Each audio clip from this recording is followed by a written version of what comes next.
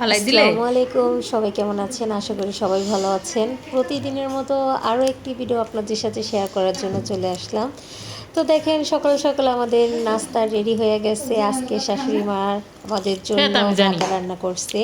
বলতে পারেন রোল ভাকাটা করবে আবার কী খাওয়াইতে রে তো ভাই? ডর করে আরে হ্যারে। ভাই, ভাকা আমাদের আঞ্চলিক ভাষা, আমাদের গ্রামে ভাকা বলি বা বুয়া বলি। যাই হোক, ওটা খাও রান্না খাও করা খাবো না হয়েছে। খাও। এর সাথে আমরা একটু আমের আচার আর আর ধরছি। ভর্তা নিয়ে খাইছি রে ভাই, কি যে মজা! সবাই সকালবেলা এইভাবে এই রেসিপিটা যদি একবার ট্রাই করেন, কি সত্যি খাবে এটা তুমি প্রেমে এখন? পড়ে যাবেন। যাই হোক, ছেলেকেও দিয়েছি, ও খাবে না। ওর জন্য আবার আমি নুডলস রান্না করছি। তো বলতেছি তোমার খাওয়া দরকার নেই, এটা ঝাল, তুমি নুডলস খাবে। তো এই যে দেখেন ওর নুডলস। তো সকালে খাওয়া দাওয়া শেষ। তো শাশুড়ি মা আবার দুপুরের রান্নার আয়োজন করতেছে। এই যে দেখেন ভাত বসাইছে, তো ভাতটা বলক এসে পড়ছে।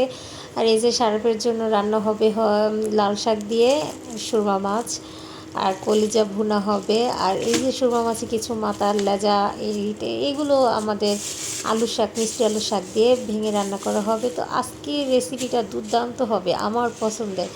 তো এই খাবারগুলো কার কার পছন্দের অবশ্যই কমেন্ট করে জানাবেন, ঠিক আছে? আর বৃষ্টির দিনে তো এই ধরনের খাবার হলে জমে যায়, একদম জমে যায়। তো রান্নাবান্না শাশুড়ি মা করতে থাক, অন্যদিকে আমার যে কাজগুলো আছে সেগুলো আমি করব। তো দুপুরের খাওয়া দাওয়া শেষ করে বিকালে চিন্তা করতেছি কি খাবো কি খাবো। তো বাসায় বুট বাগারি ছিল, সব কিছুই ছিল, কিন্তু বেগুনি আলুর চপ ছিল না। আর এখন দেখেন, যেহেতু প্রতিদিনই বৃষ্টি হচ্ছে, বৃষ্টির জন্য কিনতে যাওয়া হয় নাই। তাই কি করা যায় ভেবে আমি কি করলাম, ওই পেঁপে দিয়ে বেগুনি ভাজা শুরু করলাম। আপনাদের আবার কি বুদ্ধি দেখেন! কুকুরা জানে হ্যাঁ এই কিছু কয়নি। এরকম বুদ্ধি থাকে, কিছু আবার কিনতে হয়। তো বানানোর এমনই পর লাগে। শাশুড়ি খেয়ে বললো মজা অনেক মজা হয়েছে, তোমারটা মজা হয়েছে। বিরিয়ানির থেকেও ভালো হয়েছে। তো এই যে দেখেন, আমার সারা তোমার বিবু পছন্দ খাচ্ছে, হয়েছে? বলছি মা অনেক মজা, অনেক মজা, ফাইন হয়েছে। তো আপনারাও এইভাবে বাসায় খাবেন। কি নামছে? তো আজ এই পেঁপে পর্যন্তই, বেগুনি। সবাই ভালো থাকবেন, আল্লাহ হাফেজ।